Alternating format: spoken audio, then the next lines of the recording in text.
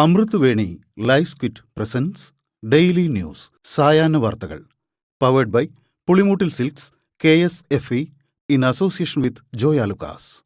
ഇത്തവണ ഫസ്റ്റ് അടിക്കില്ലേ നമ്മള്?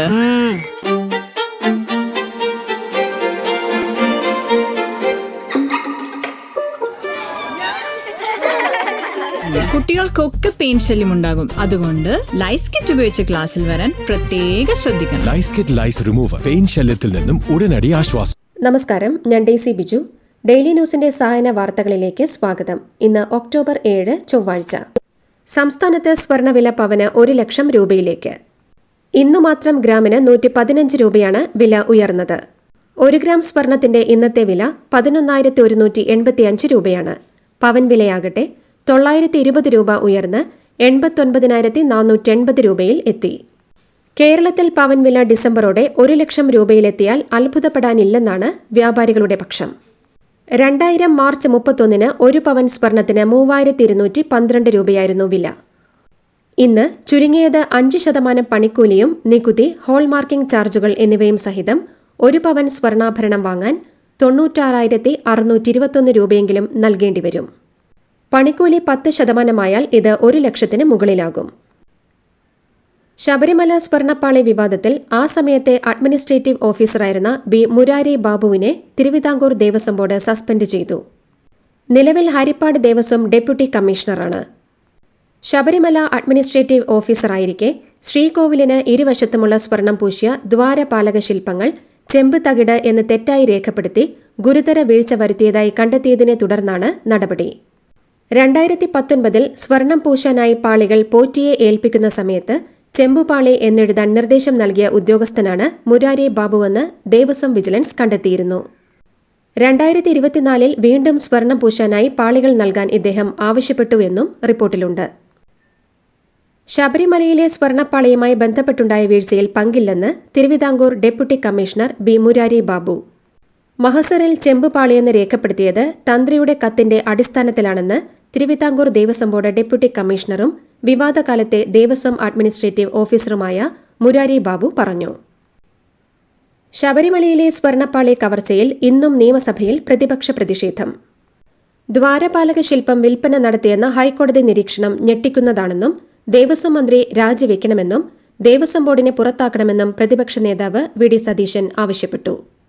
അതേസമയം കോടതിയുടെ മേൽനോട്ടത്തിലാണ് അന്വേഷണം നടക്കുന്നതെന്നും അതിനെ സർക്കാരും ദേവസ്വം ബോർഡും സ്വാഗതം ചെയ്തിട്ടുണ്ടെന്നും രാഷ്ട്രീയ കളിയുമായി വരരുതെന്ന് സുപ്രീംകോടതി പ്രതിപക്ഷത്തോട് പറഞ്ഞത് ഇന്നലെയാണെന്നും മന്ത്രി MP രാജേഷും ഓർമ്മിപ്പിച്ചു. ശബരിമലയിലെ സ്വർണ്ണപ്പാളി വിവാദത്തിൽ ഹൈക്കോടതി നിർദ്ദേശപ്രകാരമുള്ള അന്വേഷണം ശനിയാഴ്ച ആരംഭിക്കും. നിർദ്ദേശിച്ച ഉദ്യോഗസ്ഥരുടെ സേവനം സംസ്ഥാന സർക്കാർ വിട്ടു നൽകണമെന്നാണ് ഹൈക്കോടതിയുടെ നിർദ്ദേശം. ഇക്കാര്യത്തിൽ സർക്കാർ നിലപാട് വെള്ളിയാഴ്ച അറിയിക്കാനാണ് കോടതി പറഞ്ഞിരിക്കുന്നത്. സംസ്ഥാന സർക്കാരിന്റെ നിലപാട് അറിഞ്ഞതിന് ശേഷമായിരിക്കും യോഗം ചേർന്ന് അന്വേഷണ സംഘം തുടർ നടപടികൾ ആലോചിക്കുക. ശബരിമലയിലെ സ്വർണ്ണപ്പാളി വിഷയവുമായി ബന്ധപ്പെട്ട് പത്തനംതിട്ടയിൽ പ്രതിഷേധം. ദേവസ്വം ഓഫീസിലേക്ക് യൂത്ത് കോൺഗ്രസ് നടത്തിയ മാർച്ചിൽ സംഘർഷമുണ്ടായി. കോൺഗ്രസ് നേതാവ് സന്ദീപ് വാര്യർ ഉൾപ്പെടെയുള്ളവരെ കസ്റ്റഡിയിലെടുക്കാനുള്ള പോലീസ് ശ്രമം പ്രവർത്തകർ പ്രതിരോധിച്ചു. ഉദ്ഘാടന പ്രസംഗം അവസാനിച്ചതോടെ പ്രവർത്തകർ അക്രമാസക്തരാവുകയായിരുന്നു. പ്രതിഷേധക്കാരെ പ്രതിരോധിക്കാൻ പോലീസിന് ആയില്ല. ശബരിമലയിൽ വരുന്ന എല്ലാ സ്പോൺസർമാരുടെയും പശ്ചാത്തലം പരിശോധിച്ച ശേഷം മാത്രമായിരിക്കും ഇനി സ്പോൺസർഷിപ്പ് അനുവദിക്കുകയെന്ന് Thiruvithamkoor Devaswom board president PS Prashanth അറിയിച്ചു. ഇപ്പോഴത്തെ അനുഭവം ഒരു പാഠമാണെന്നും PS പ്രശാന്ത് പറഞ്ഞു. സ്പോൺസർമാരില്ലാതെ മുന്നോട്ടു പോകാൻ കഴിയില്ലെന്നും എന്നാൽ ഓരോരുത്തരുടെയും പശ്ചാത്തലം വിജിലൻസ് ഇനി മുതൽ അന്വേഷിക്കുമെന്നും അദ്ദേഹം വ്യക്തമാക്കി. ശബരിമല സ്വർണമോഷണ വിവാദത്തിൽ സർക്കാരിനെ രൂക്ഷ ഭാഷയിൽ വിമർശിച്ച് പ്രതിപക്ഷ നേതാവ് വി ഡി സതീശൻ. ഗുരുതര കളവും വിൽപ്പനയും നടന്നെന്ന് ഹൈക്കോടതി പറഞ്ഞെന്നും ലക്ഷക്കണക്കിന് ഭക്തരെ വഞ്ചിക്കുകയാണ് ചെയ്തതെന്നും പ്രതിപക്ഷ നേതാവ് കുറ്റപ്പെടുത്തി. ദ്വാരപാലക ശില്പം ഏത് കോടീശ്വരനാണ് വിറ്റതെന്നും സതീശൻ ചോദിച്ചു. ക്രമക്കേട് ദേവസ്വം ബോർഡിന് അറിയാമായിരുന്നുവെന്നും സർക്കാരിലെ വമ്പന്മാർ പെടുമെന്ന് അറിയാവുന്നതുകൊണ്ട് വിവരം മൂടിവെച്ചുവെന്നും പ്രതിപക്ഷ നേതാവ് ആരോപിച്ചു. ശബരിമല സ്വർണമോഷണ വിവാദത്തിൽ പ്രതികരണവുമായി ദേവസ്വം ബോർഡ് മുൻ പ്രസിഡന്റ് N വാസു. ഉണ്ണികൃഷ്ണൻ പോറ്റിയുമായി നേരിട്ട് ബന്ധമില്ലെന്നും പോറ്റി ഒരു കാര്യത്തിനും തന്നെ സമീപിച്ചിട്ടില്ലെന്നും വാസു കൂട്ടിച്ചേർത്തു. ചെമ്പ് പാളിയിൽ വിശദീകരണം നൽകേണ്ടത് താനല്ലെന്നും പാളികൾ കൊണ്ടുപോകുമ്പോൾ താൻ അധികാരത്തിലില്ലെന്നും സ്വർണം ചെമ്പായത് അന്വേഷണത്തിലൂടെ പുറത്തു വരട്ടെയെന്നും ക്രമക്കേടുകളെക്കുറിച്ച് തനിക്കറിവില്ലെന്നും എൻ വാസു പറഞ്ഞു. ശബരിമല സ്വർണപ്പാളി വിവാദത്തിൽ മുഖ്യമന്ത്രിയുടെ മൗനം ദുരൂഹമാണെന്നും വിഷയത്തിൽ മുഖ്യമന്ത്രിയുടെ ഓഫീസിന് നേരിട്ട് പങ്കുണ്ടെന്നും ബിജെപി സംസ്ഥാന ജനറൽ സെക്രട്ടറി MT രമേശ്. ഇക്കാര്യത്തിൽ കേന്ദ്ര അന്വേഷണ ഏജൻസിയുടെ സമഗ്രമായ അന്വേഷണം വേണമെന്നും അദ്ദേഹം പറഞ്ഞു. ദേവസ്വം ബോർഡ് പ്രസിഡന്റായി എൻ വാസു വന്നതിന് ശേഷമാണ് ഇത്തരത്തിലുള്ള പ്രശ്നങ്ങൾ ഉടലെടുക്കുന്നതെന്നും ആ കാലത്താണ് കൂടുതൽ വിവാദങ്ങൾ ഉണ്ടാകുന്നതെന്നും മുഖ്യമന്ത്രിയുടെ പ്രതിപുരുഷനാണ് വാസുവെന്നും അദ്ദേഹം കൂട്ടിച്ചേർത്തു. പ്രസിഡന്റ് വിചാരിച്ചാൽ സ്വർണം കവരാനാകില്ലെന്ന് ദേവസ്വം ബോർഡ് മുൻ പ്രസിഡന്റ് A. പത്മകുമാർ. എല്ലാം തെളിയട്ടെ എന്ന് പറഞ്ഞ പത്മകുമാർ സത്യസന്ധമായ അന്വേഷണം നടക്കട്ടെയെന്നും കൂട്ടിച്ചേർത്തു. 1.5 കിലോ സ്വർണം 50 പവനായി കുറഞ്ഞുവെങ്കിൽ അതിന് മറുപടി പറയേണ്ടത് തിരുവാഭരണ കമ്മീഷണറാണെന്നും അദ്ദേഹം പറഞ്ഞു.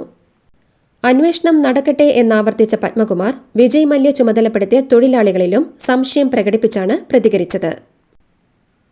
ശബരിമലയിലെ വിവാദ സ്പോൺസർ ഉണ്ണികൃഷ്ണൻ പോറ്റിയുമായി തിരുവിതാംകൂർ ദേവസ്വം ബോർഡ് അംഗവും CPI നേതാവുമായ A. അജികുമാറിന് അടുത്ത ബന്ധമെന്ന വിവരം. അജികുമാറിന്റെ കുടുംബക്ഷേത്രത്തിന്റെ പേരിൽ ഉണ്ണികൃഷ്ണൻ പോറ്റി 2 പേർക്ക് വീട് നിർമ്മിച്ചു നൽകി. കായംകുളം അറയ്ക്കൽ അന്നപൂർണേശ്വരി ക്ഷേത്രത്തിൽ വെച്ച് മെയ് 25-നാണ് താക്കോൽ ദാന ചടങ്ങ് നടന്നതെന്നാണ് വിവരം. കൊല്ലം ശാസ്താംകോട്ട ധർമ്മശാസ്ത ക്ഷേത്രത്തിലെ സ്വർണ്ണ കൊടിമരം പുനഃസ്ഥാപിക്കണമെന്ന് ആവശ്യം. 12 വർഷം മുൻപാണ് അഴിമതി ആരോപണത്തെ തുടർന്ന് 5.5 കിലോ സ്വർണം ഉപയോഗിച്ച് നിർമ്മിച്ച കൊടിമരം മാറ്റിയത്.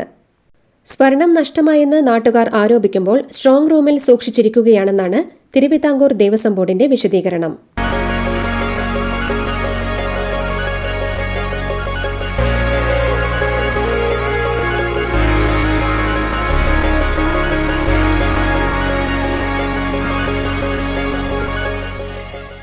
നവകേരള ക്ഷേമ സർവേയുമായി പിണറായി സർക്കാർ. സംസ്ഥാനത്തെ 80 ലക്ഷം വീടുകളിൽ നേരിട്ടെത്തും വിധത്തിലുള്ള സർവേയുടെ ഏകോപനവും വിലയിരുത്തലും മുഖ്യമന്ത്രിയുടെ ഓഫീസ് നേരിട്ട് നിർവഹിക്കും.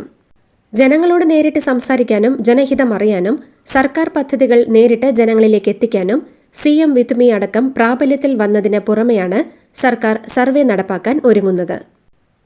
സംസ്ഥാന സ്കൂൾ ഒളിമ്പിക്സിലെ വിജയികൾക്ക് ഇനി സ്വർണ്ണക്കപ്പ്.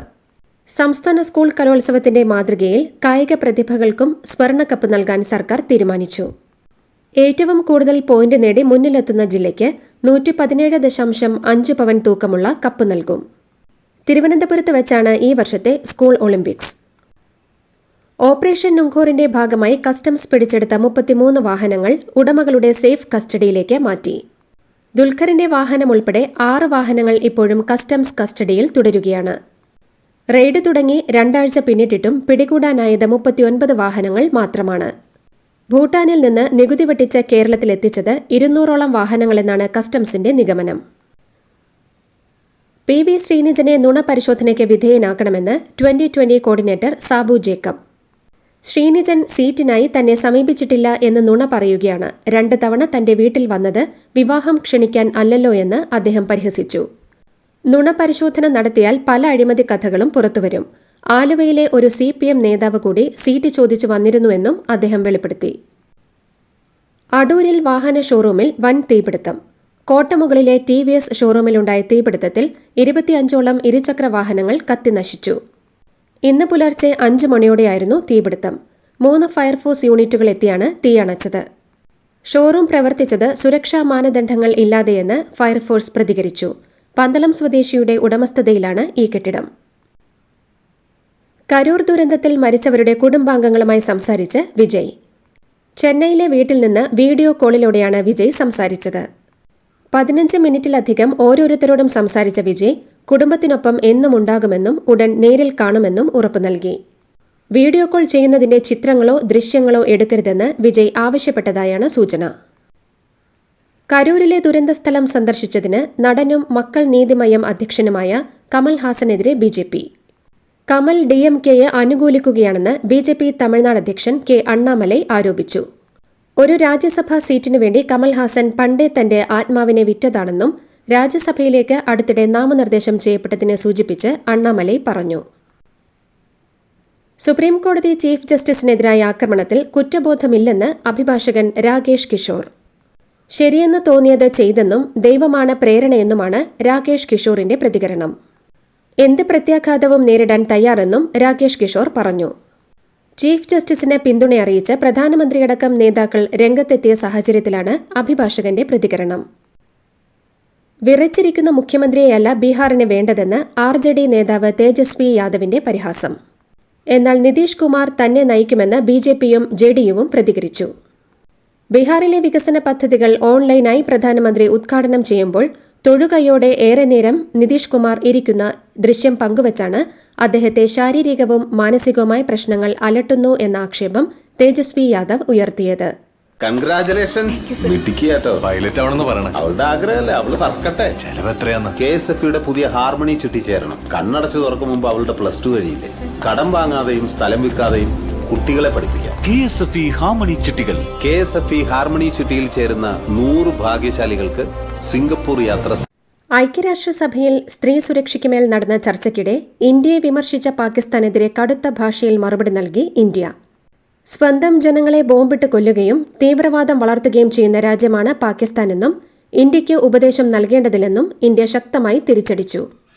കശ്മീരി സ്ത്രീകൾ കാലങ്ങളായി ലൈംഗിക അതിക്രമം നേരിടുകയാണെന്നായിരുന്നു പാകിസ്ഥാന്റെ വാദം. എന്നാൽ മനുഷ്യാവകാശ ലംഘനങ്ങളുടെ പേരിൽ വിമർശിക്കുന്നതിന് മുൻപ് സ്വന്തം രാജ്യത്തെ കാര്യങ്ങളിൽ ശ്രദ്ധിക്കണമെന്ന് ഇന്ത്യ ആവശ്യപ്പെട്ടു. പശ്ചിമ ബംഗാളിലെ ഡാർജിലിംഗിൽ പെയ്ത അതിശക്ത മഴയ്ക്ക് പിന്നാലെയുണ്ടായ മണ്ണിടിച്ചിലിൽ ബാലസൺ നദിക്ക് കുറുകെയുണ്ടായിരുന്ന ഇരുമ്പ് പാലം ഒലിച്ചുപോയി. സിലിഗുരിയെയും മിരിക്കിനെയും ഡാർജിലിംഗുമായി ബന്ധിപ്പിക്കുന്ന ഇരുമ്പ് പാലമാണ് ഒലിച്ചുപോയത്. ഇതോടെ ഈ പ്രദേശങ്ങൾ ഒറ്റപ്പെട്ടു. അധികാര പദവിയിൽ മോദിക്കിന്ന് സിൽവർ ജൂബിലി.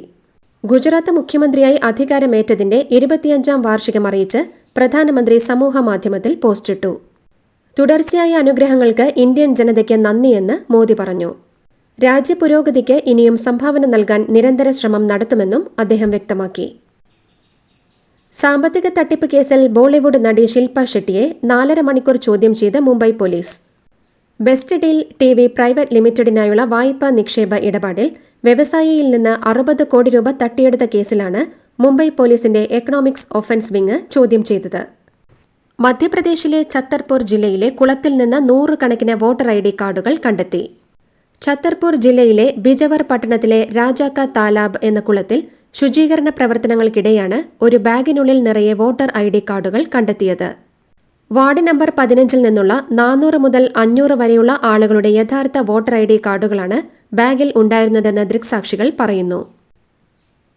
ഖത്തറിൽ താൽക്കാലികമായി നിർത്തിവച്ചിരുന്ന സമുദ്ര ഗതാഗതം ഭാഗികമായി പുനരാരംഭിച്ചു. മറൈൻ നാവിഗേഷൻ പ്രവർത്തനങ്ങൾ രാവിലത്തെ ഷിഫ്റ്റിൽ മാത്രമായി പുനരാരംഭിക്കുന്നതായി ഖത്തർ ഗതാഗത മന്ത്രാലയം അറിയിച്ചു. അതേസമയം വൈകുന്നേരത്തെ ഷിഫ്റ്റിൽ കപ്പലുകളിലെ വിനോദം, ടൂറിസം, മത്സ്യബന്ധനം തുടങ്ങിയ മറൈൻ നാവിഗേഷൻ പ്രവർത്തനങ്ങൾ താൽക്കാലികമായി നിർത്തിവച്ചത് തുടരും. ഗാസ സമാധാന പദ്ധതി വിഷയത്തിൽ ഈജിപ്തിൽ നടന്ന മധ്യസ്ഥ ചർച്ചകളുടെ 1ാം ഘട്ടം അവസാനിച്ചു. നല്ല അന്തരീക്ഷത്തിലാണ് ചർച്ചകൾ അവസാനിച്ചതെന്ന് ഈജിപ്ത് മാധ്യമങ്ങൾ റിപ്പോർട്ട് ചെയ്തു. ഈജിപ്തിലെ ഷാം എൽ ഷെയ്ഖ് റിസോർട്ടിൽ നടന്ന ചർച്ച മണിക്കൂറുകൾ നീണ്ടു. ബന്ദികളുടെ മോചനവും പലസ്തീൻ തടവുകാരുടെ കൈമാറ്റവുമാണ് ആദ്യഘട്ടത്തിൽ ചർച്ചയായതെന്നാണ് സൂചന. ഗാസ സമാധാന പദ്ധതി വിജയത്തിലെത്തുമെന്ന് തനിക്ക് ഉറപ്പായിരുന്നുവെന്ന് US പ്രസിഡന്റ് ഡൊണാൾഡ് ട്രംപ്. താൻ ഇക്കാര്യത്തിൽ ഒരു പരിധി നിശ്ചയിച്ചിരുന്നുവെന്നും ഹമാസ് ചില നിബന്ധനകൾ പാലിച്ചില്ലെങ്കിൽ ഇത് നടക്കില്ലായിരുന്നുവെന്നും ട്രംപ് കൂട്ടിച്ചേർത്തു. ഹമാസിനെ നിരായുധീകരിക്കുന്നതുൾപ്പെടെയുള്ള കാര്യങ്ങളിൽ മുൻകൂട്ടി നിശ്ചയിച്ച വ്യവസ്ഥകൾ ഉണ്ടായിരുന്നുവോ എന്ന മാധ്യമങ്ങളുടെ ചോദ്യത്തിന് മറുപടി പറയുകയായിരുന്നു ട്രംപ്. വീണ്ടും താരിഫ് പ്രഖ്യാപനവുമായി US പ്രസിഡന്റ് ഡൊണാൾഡ് ട്രംപ്. രാജ്യത്തേക്ക് ഇറക്കുമതി ചെയ്യുന്ന എല്ലാ ഇടത്തരം ഹെവി ഡ്യൂട്ടി ട്രക്കുകൾക്കും 25% താരിഫ് ചുമത്തി. നവംബർ 1 മുതൽ പുതിയ ഇറക്കുമതി തീരുവ നിലവിൽ വരുമെന്ന് തന്റെ സോഷ്യൽ മീഡിയ പ്ലാറ്റ്ഫോമായ ട്രൂത്തിൽ ട്രംപ് വ്യക്തമാക്കി. ലിയോണൽ മെസ്സിക്ക് മുൻപ് ക്രിസ്ത്യാനോ റൊണാൾഡോ ഈ മാസം 22-ന് ഗോവയിലെത്തും. സൗദി ക്ലബ്ബ് അൽ നസ്ർ താരമായാണ് റൊണാൾഡോ ഇന്ത്യയിൽ കളിക്കാനെത്തുക. 22-ന് ഗോവയിലെ ഫറ്റോർഡ സ്റ്റേഡിയത്തിൽ നടക്കുന്ന AFC ചാമ്പ്യൻസ് ലീഗ് ഗ്രൂപ്പ് ഘട്ട മത്സരത്തിൽ അൽ നസ്ർ FC ഗോവയെ നേരിടും. നേരത്തെ റൊണാൾഡോ ഈ മത്സരത്തിനായി ഇന്ത്യയിലേക്ക് വരില്ല എന്നായിരുന്നു റിപ്പോർട്ട്. എന്നാൽ റൊണാൾഡോ തീരുമാനം മാറ്റിയെന്നും ഇന്ത്യയിലേക്ക് വരാനായി വിസയ്ക്ക് അപേക്ഷ നൽകിയെന്നുമാണ് പുതിയ വിവരം. ഇതോടുകൂടി ഡെയിലി ന്യൂസിന്റെ ഇന്നത്തെ സായന വാർത്തകൾ സമാപിക്കുന്നു. ഡെയിലി ന്യൂസിന് വേണ്ടി വാർത്തകൾ വായിച്ചത് ഡെയ്സി ബിജു. ഡെയിലി ന്യൂസ് ലൈവ്.in വാർത്തകൾ വിരൽ തുമ്പിൽ.